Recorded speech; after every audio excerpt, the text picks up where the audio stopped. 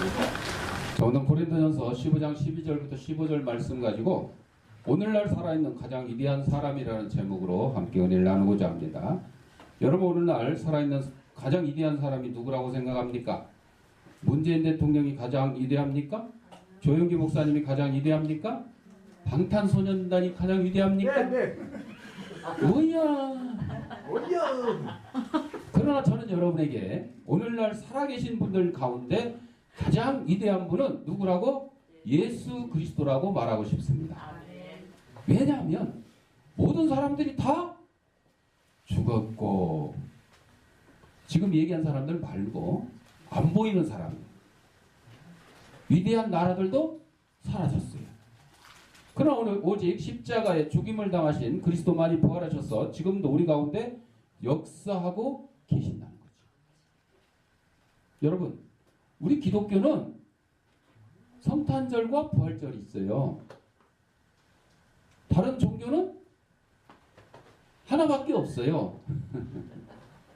지금 불교에서 얘기하는 초파일 이제 곧 돌아오는데 하나밖에 없어요. 석가탄신일이죠.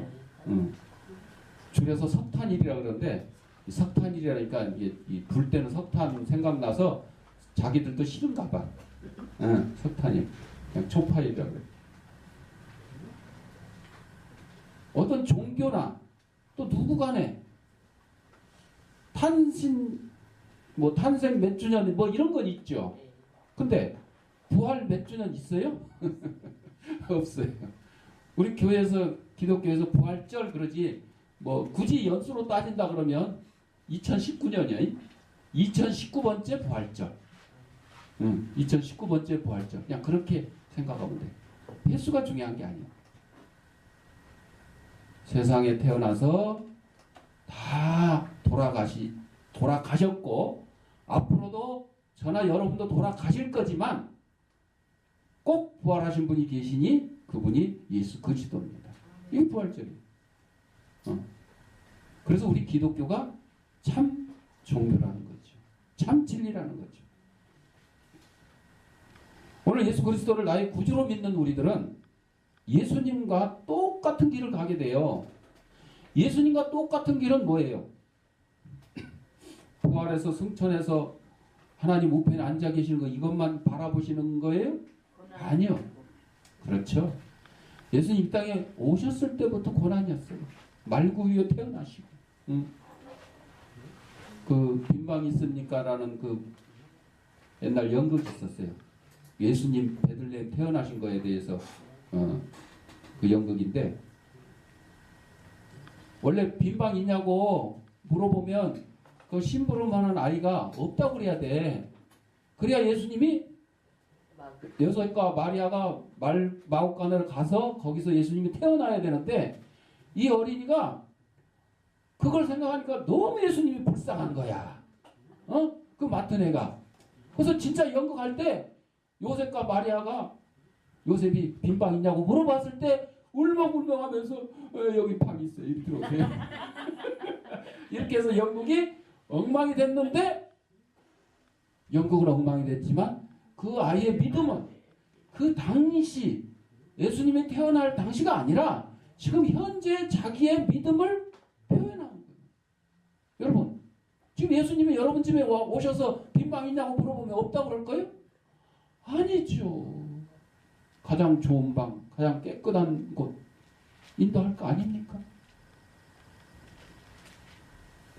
우리가 살아있을 때 주님이 재림하신다면 우리는 육신의 죽음을 체험하지 않고 공중 들림, 휴거. 그 영화 나온 거 있어요. 조종사가 휴거돼 버렸어요. 그러니 어떻게 돼요? 비행기가 추락해요. 휴거 안 된 사람들은 추락에 죽는 거예요. 지하철 7호선 기관사가 휴거에 돼버렸어요. 휴거 안 당한 사람은 어떻게 해요? 그냥 가서 어디 가서 그냥 저기 한가에 처박히든지 가서 죽는 거예요. 자동차 마찬가지고. 그런데 우리가 육신이 죽음을 맞이한 다음에 주님이 재림하신다라면 우리의 영혼은 육신의 죽음을 맞이하는 그 순간 하나님 곁에 갈 것이고, 그 이후에 무덤에 있던 우리의 육신은 소생되어서 공중 들림받아 영혼과 결합하여 구원의 완성을 이루게 된다는 거죠. 올람 이상재 선생 부활의 믿음에 대한 얘기가 있는데 독립운동을 하면서 일본에게 항거할 때였습니다.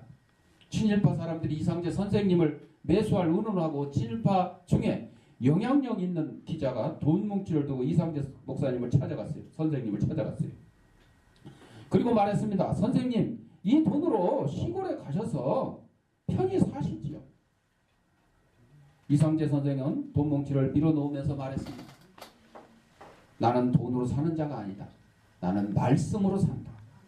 기자는 당황하면서 물었어요. 인도의 간디는 100세를 산다 했고 영국의 누구는 얼마 동안을 산다고 장담했는데 선생님 것은 몇 살이나 사시겠습니까? 그때 월남 이상재 선생이 젊은 기자를 물끄러미 바라보면서 말합니다. 이 사람아, 사람이 한 번 났으면 영원히 살지 죽긴 왜 죽어? 기자가 물어봤어요. 진시황은 불로 불사약을 구해 먹었지만 결국 죽었는데 무슨 불사약으로 잡수셨습니까? 먹었지. 너희 천황이 먹지 못한 것을 내가 먹었지. 영생 불사약을 먹었기에 나는 죽지 않을 것이며 일본이 망하고 궁극자들이 죽는 것을 다 볼 거야. 그것이 뭡니까? 성경을 가리키며 말합니다. 이것이 예수님의 말씀이다. 나는 이 말씀으로 산다. 그러면 영원히 산다. 죽어도 부활한다.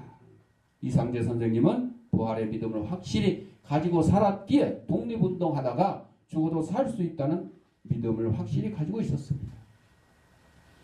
오늘날 살아있는 가장 위대한 사람의 증거가 있습니다. 부활의 증거입니다. 예수님이 죽으신 후에 제자들은 외로움과 슬픔에 빠져 하늘나라의 소망과 전도와 자기들의 직분을 잊어버렸어요. 예수님 다 말씀하셨어요.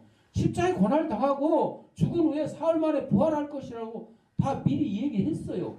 미리 얘기를 했는데도 믿거나 말거나요. 지금 제자들은 믿거나 말거나요. 조금 전에 보여드린 영상에서도 그랬잖아요. 베드로가 예수님 도대체 어디 가셨을까? 아니, 십자가 지시기 전에 말씀 다 하셨잖아요. 어떻게 될 거라고. 예수님 십자가 지는 것조차 베드로는 반대했잖아요. 그래서 예수님한테 그냥 아주 호되게 욕먹었죠. 뭐라고 욕먹었어요? 사탄아 내 뒤로 물러가. 아니, 베드로가 왜 사탄이요? 베드로가 예수님에 향하여 사람들이 나 누구라 그러냐니까.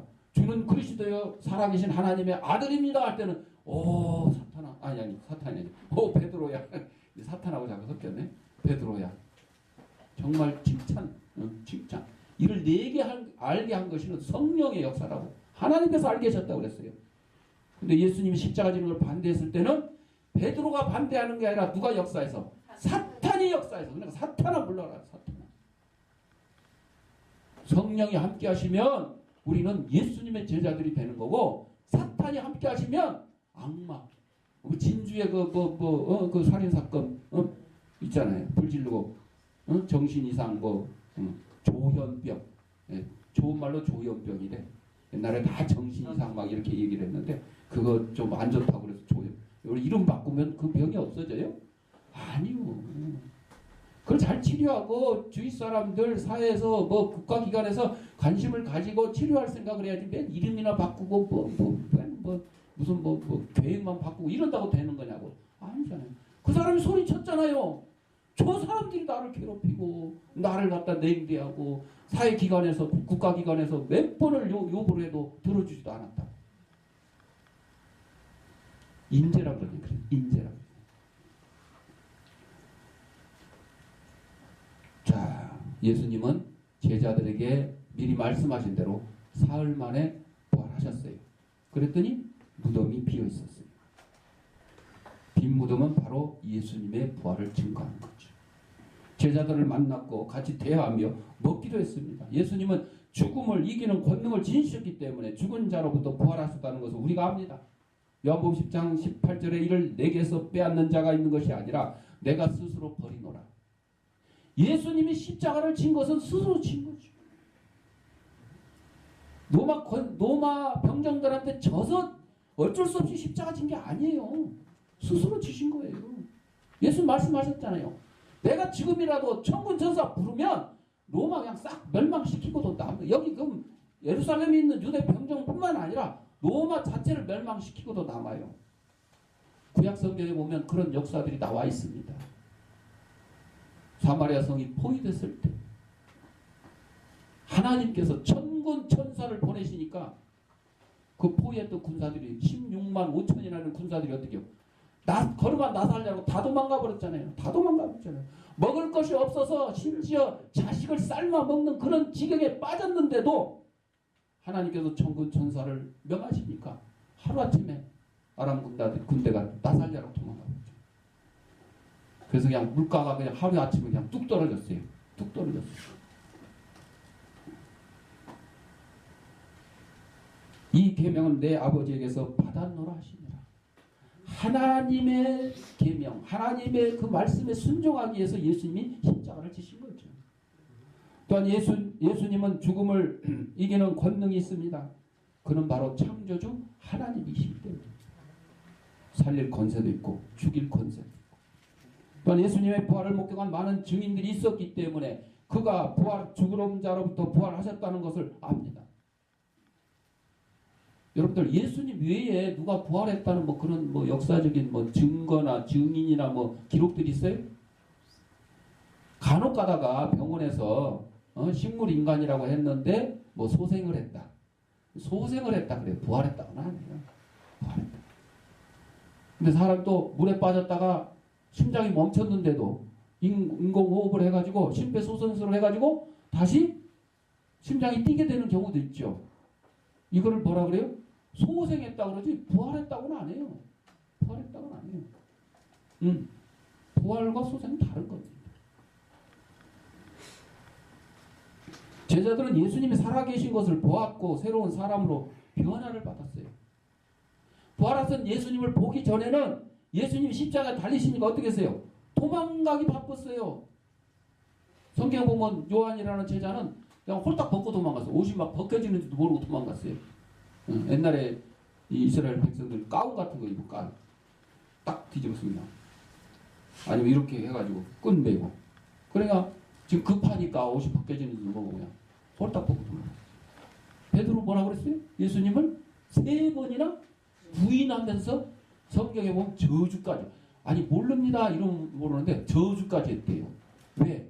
자기 목숨이 지금 위태로 왔어요. 여러분 순교가 얼마나 어려운 거예요.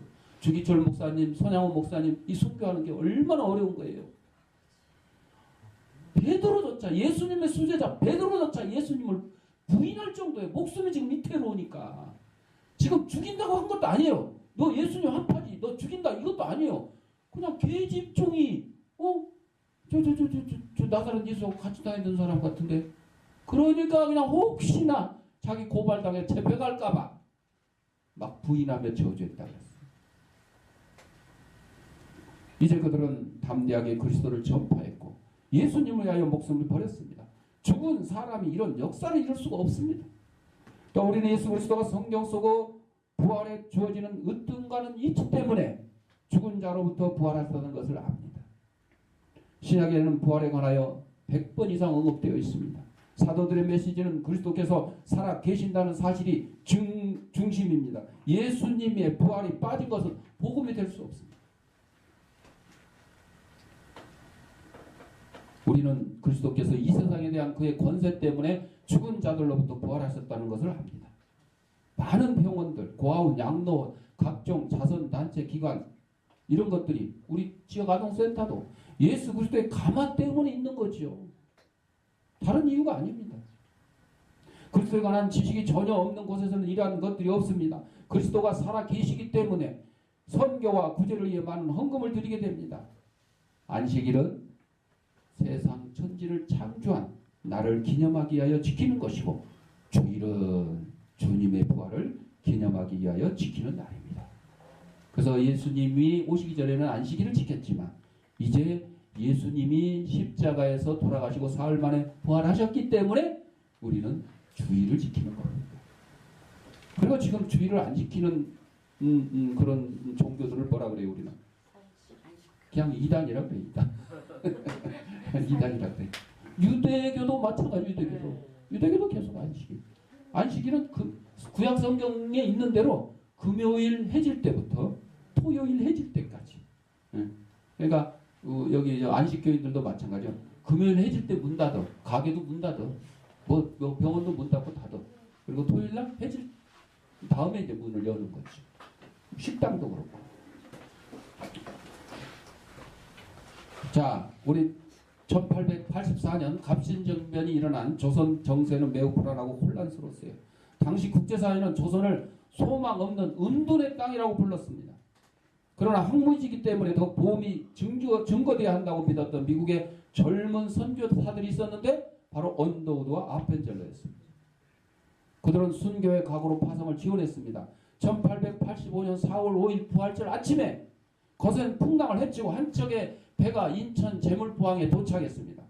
단순한 입항이 아니었습니다. 이 나라에 처음으로 우리의 복음이 들어오는 감격스러운 순간이었습니다. 그렇게 부활절의 언더우드와 아펜젤러는 조선 땅을 밟았습니다. 황무지의 소망의 빛이 비치는 순간이었습니다. 아펜젤러는 본국에 보낸 첫 선교 보고서에서 이날의 감동을 이렇게 밝혔습니다. 우리는 부활절에 이곳에 왔다. 그날 사망의 철창을 쳐부수고 부활하신 주님께서 조선의 결박을 끊어주시고 하나님의 자녀로 빛과 자유의 세계로 인도해 주시기를 기도했다. 이 복음 때문에 우리 대한민국이 지금 부강한 나라가 된 겁니다. 복음의 나라가 된 거예요. 세계 제2의 선교 국가가 된 거예요. 지금 제일 잘한 게 뭐예요? 경제보다 더 잘한 게 우리 선교입니다. 세계 2위 미국에 이어서 세계 온 곳곳에 선교사를 파견한 일을 지금 미국 다음 두 번째로 잘하고 있어요. 경제는 그 다음이에요. 이렇게 복음 때문에 우리가 어두움에서 죄악 가운데서 해방되었고 그리고 경제 부강도 이루게 된 겁니다. 그럼 부활이 우리에게 주는 유익이 뭘까요? 우리는 우리를 구원해 주실 살아계신 구주가 필요합니다. 죄의 수렁에서 우리를 구원하실 분 오직 살아계신 예수님 뿐입니다. 남녀노소 빈부귀천 유무식을 막론하고 우리 모두 죄인들입니다. 이러한 우리들에게 그리스도는 유일한 소망이 되십니다. 죽음을 눈앞에 둔 사람들은 인생의 가장 숭고한 것들을 깨닫게 됩니다. 죽을 때 그 옛날 과거의 추억들이 쫙 영상으로 지나간다고 하는데 특별히 죄진 것들 쫙 간다 그래요. 나중에 이제 저도 죽을 때 돼서 봐야 될 것 같은데 아직은 모르겠어요. 얘기 들으니까 그래. 바로 그 숭고한 것, 귀중한 것이 바로 살아계신 그리스도예요. 그러니까 여러분들 죽을 때 쫙 예수 그리스도의 막 십자가의 막 고난 막 부활 막 하고 내가 복음 전하고 막 이런 것들이 쫙 나타나면 이 사람은 어디 가는 거예요? 천국 가는 거예요. 천국 가는 거예요. 근데 죽을 때 맨 나쁜 짓 하고 막 남 미워하고 막 싫어하고 막 그냥 막 사탄 맞아 나 쫓아오고 절벽에서 막 떨어지는 것 같고 어디 가는 거예요, 이 사람? 지옥 가는 거예요. 그냥 지옥 가는 거예요. 누차 얘기했지만 여러분 장례식장에서 시신을 염한다 그러죠. 시신. 그때 인상 팍 찌푸리고 이 양당 불고 있는 사람 보면 뭐라 그런 줄 알아요? 지옥 같구만. 지옥 같고. 근데 얼굴이 훤하고 그냥 편안한 모습으로 죽은 사람 보면 뭐라 그런 줄 알아요? 이 사람은 천국 가는 게 흔적이 나. 흔적. 여러분들 국립과학수사연구소에서 살인사건 나고 누구 자살하고 어쩌고저쩌고 하면 부검하죠. 부검. 그러니까 죽은 자는 말이 없지만 죽은 시체는 그 시체 자체가 증거가 돼요. 그래서 부검을 해보면 약물로 죽었는지 목을 졸랐는지 뭐 했는지 막 다 나타나는 거예요. 죽이고 나서 물에 빠뜨렸는지 물에 빠져 죽은 다음에 칼을 찔렀는지 다 나타나는 거예요. 그러니까 천국과 지옥을 향한 그 육신의 죽은 모습도 이렇게 얼굴에 나타난다는 거죠. 우리가 슬픔에 빠졌을 때 살아계신 그리스도가 필요합니다. 그리스도께서는 언제라도 우리의 슬픔을 이루어 주실 수 있는 분입니다. 우리는 슬픔의 때를 당하여 이루어 주시는 살아계신 구주를 모시고 있습니다. 또한 우리의 기도에 응답해 주실 살아계신 구주가 필요합니다. 우리가 기도를 하면 날마다 살아계신 우리 구주에게 말씀을 드리면 그가 얼마나 놀라우신 분인지를 곧 알게 될 것입니다. 우리의 선택에서 인도해 주실 살아계신 구주가 필요합니다. 우리는 자신에게서 눈을 돌려 예수님을 바라보고 또 다른 사람들의 필요를 돌아보아야 됩니다.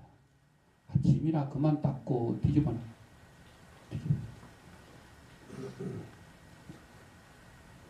또 마지막으로 우리를 천국으로 데리고 가실 살아계신 구주가 필요합니다. 내가 너희를 위하여 처소를 예비하러 가노라고 예수님 말씀하셨어요. 예. 예수님 뭐 도망친 거 아니에요?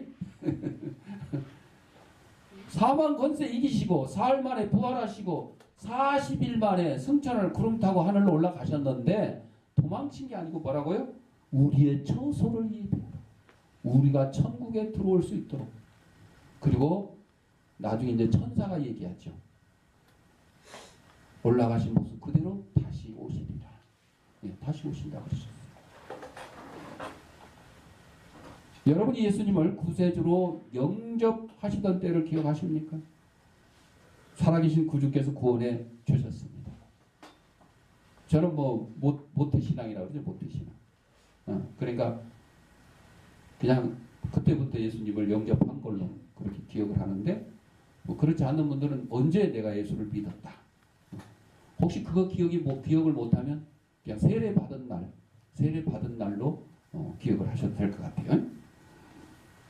자, 우리가 구세주를 영접하시던 그런 때 바로 예수님께서 우리를 구원해 주셨어요. 살아계신 예수님께서 우리를 구원해 주셨어요. 여러분이 슬픔 가운데 있었던 때를 기억하십니까? 바로 살아계신 예수님께서 위로해 주셨습니다. 중대한 선택의 기로에 놓여 있었을 때를 기억하십니까? 그때 살아계신 예수님께서 우리를 합당하게 인도해 주셨습니다. 죽음이 우리의 몸을 정복할 수 있고 무덤이 잠시 우리의 육신을 품을 수는 있습니다. 그러나 어느 날 예수님이 돌아오시면 우리의 육신이 영광 속에 들림받게 될 것입니다. 그리고 영원히 그리스도와 함께 거하며 영원한 자유를 누리게 될 것입니다.